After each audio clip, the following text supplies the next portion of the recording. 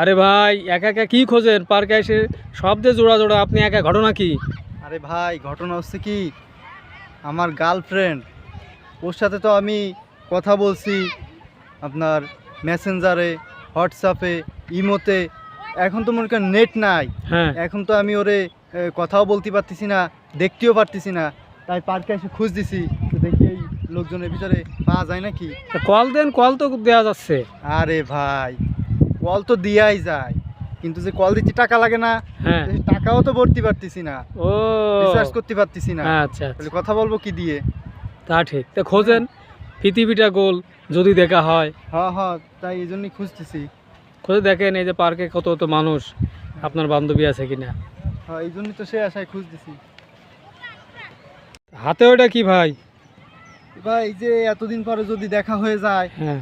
তো কিছু দিতে হবে না, তাই গিফট নিয়ে আসছে, গিফট। ও যাক, হ্যাঁ, আপনি আসলে gift তো ভালো দেবো। মানুষ, গিফট হ্যাঁ, নিয়ে হ্যাঁ। আসছেন। হ্যাঁ ভাই। ভালো কাজ করছেন, অনলাইন থেকে হ্যাঁ, দোয়া করেন অফলাইন। যেন খুঁজে পাই, বুঝছেন? হ্যাঁ, অনলাইন থেকে অফলাইন। হ্যাঁ ভাই, ওকে সরাসরি চলে আসি। ওকে। তবে ইন্টারনেট বন্ধ হয়ে সমস্যা হলেও সরাসরি দেখা করার আনন্দ তৈরি হয়েছে। এটা একটা ভালো দিক, এটা একটা সুবিধা। মানুষ ফিরে গেছে আগের দিনে।